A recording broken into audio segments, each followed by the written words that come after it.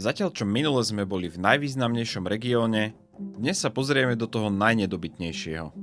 A bude to taká miniséria, pretože Trenčianska župa bola veľká a dnes to bude už druhá časť. Prvá boli Kysuce. Áno, aj tie boli kedysi pod správou Trenčína. Dnes klamem Žilinčanov, lebo ideme priamo do centra správy Trenčianskej župy. Do Púchova. Samozrejme, do Trenčína. Minulé zabrdanie do pravekej histórie vás bavilo tak neskutočne, že polka z vás video vypla, preto to dnes preskočíme a ideme rovno k Rimanom. Tí si chceli podmaniť barbarské kmene a nechali tu nápis v skale, ktorý si môžete pozrieť aj dnes. Značí, že v roku 179 Rimania vyplieskali Germánov pri osade Laugaricio. Tá bola predkom dnešného Trenčína a po nej je pomenované aj dnešné nákupné centrum. Keď sa presunieme ďalej do stredoveku, vzniká tu povesť o Fatime a Omarovi. Áno, viem, typickí Trenčania. No vraví sa, že hradný pán Pišta Zápoľský zajal Fatimu, ženu tureckého pašu Omara. Ten navrhol, že hradu vykope studňu, vďaka čomu by sa hrad stal nedobytný. No a vraj 3 roky 300 Turkov kopalo, až nakoniec studňu vykopali a Fatima bola oslobodená. V skutočnosti sa studňa vykopala o 100 rokov neskôr, ako žil Zápoľský, a kopala ju posádka hradu. Je hlboká 80 metrov a zbiera sa v nej dažďová voda. Zaujímavejšia postava ako vymyslená exotická Fatima a Omar je reálny Matúščak Trenčiansky. Jeho meno ste iste počuli. Na jednej strane je to romantická postava Štúrovcov, buditeľ slovenského národa, ktorý sa postavil na odpor uhorskému útlaku. No realita je oveľa zaujímavejšia. A ujasnime si jedno. Matúščak sa nepovažoval za Slováka, ale za Uhra a člena uhorskej šľachty. Rod Čákovcov je pôvodom z Ostrihomu. Matúš už ako 18-ročný viedol uhorskú ľahkú jazdu. Neskôr v roku 1291 stal na čele vojska Ondreja III., ktoré dobilo Bratislavu. Za odmenu sa stal bratislavským županom. No nezhody s Ondrejom znamenali, že sa vzdáva tohto postu a uťahuje sa do svojej državy, ktorej centrum bol práve Trenčín.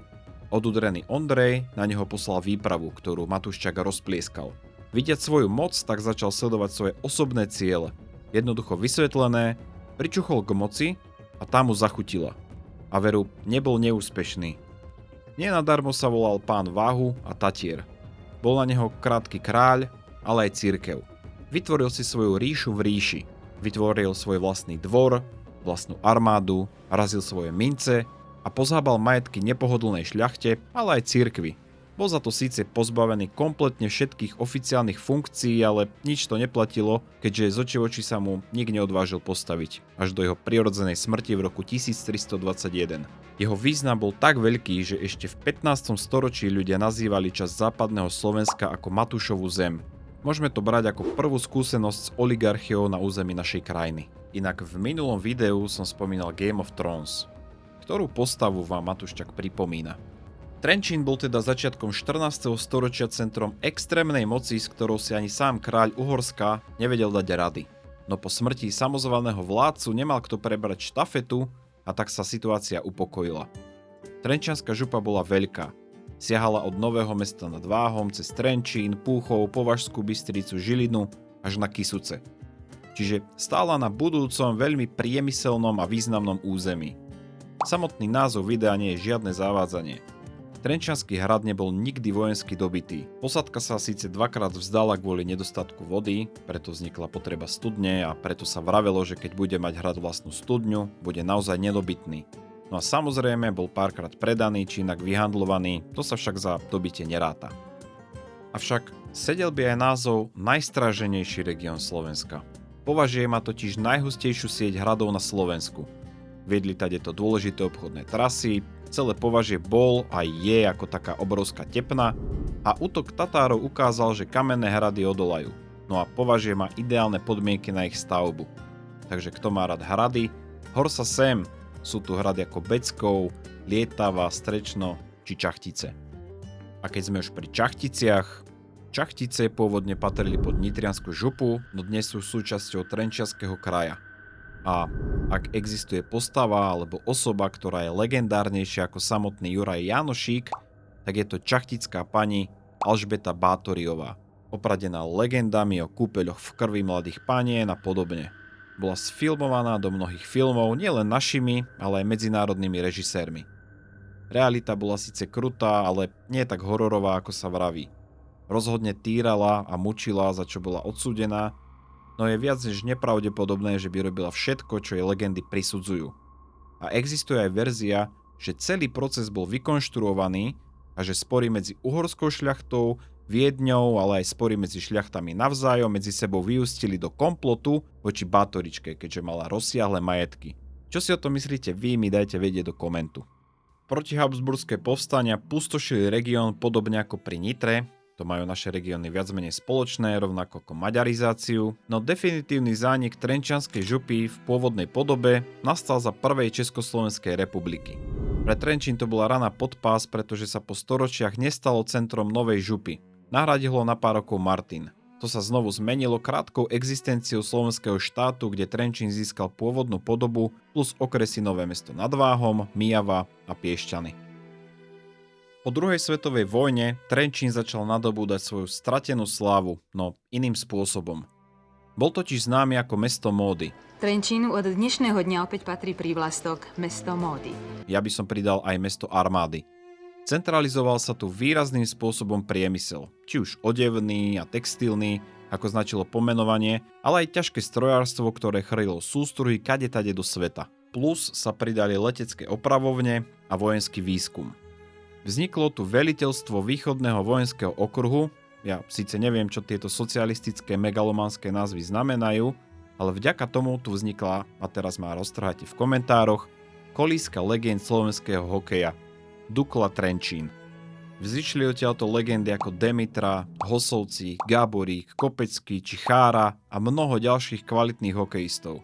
Všetko vďaka pôvodne armádnemu hokejovému klubu. Územne bol však Trenčín znovu v úzadí. Avšak čo sú čiary na mape proti rozmachu, nie? Do roku 1990 bol pod Bratislavou, avšak od roku 1996 po zmene územného členenia na Slovensku sa Trenčín opäť stáva tentoraz krajským mestom. A ak čakáte nejaký zázrak z 90. rokov, tak vás musím opäť sklamať. Odevné giganty Ozeta aj Merina padajú. Zbrojovky zatvárajú haly a na uliciach úradujú hrubokrky. Mesto sa vyrovnáva s realitou divokého kapitalizmu. No Dukla Trenčín drží svoje meno a produkuje legendy nášho hokeja. Hosta, Jánoš.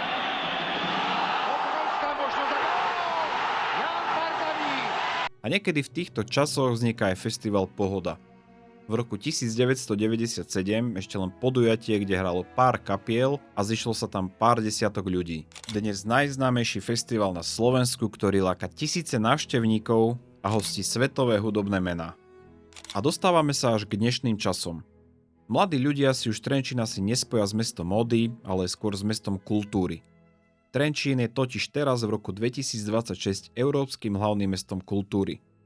Vďaka diaľnici D1 a križovatke európskych trás je Trenčín dôležitý dopravný uzol, ktorý láka investorov.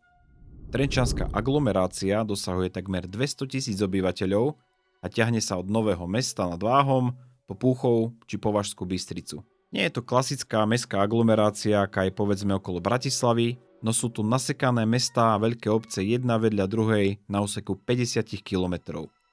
Napriek tomu, že je to silný región, aj tu dochádza k úbytku mladých ľudí. Trenčín má však všetko potrebné, aby sa znovu stal významným. No ak sa pozrieme na pôvodnú trenčiansku župu, aj v nej sa Trenčín dostal na druhé miesto. Pretože na severe ho preskočilo mesto, ktoré celý čas stalo v úzadí. O tom však na budúce. Naposledy sme boli v najvýznamnejšom regióne Slovenska, v kolíske našich dejín. Na budúce viete, kam ideme. Vidíme sa pri ďalšom videu. Čau.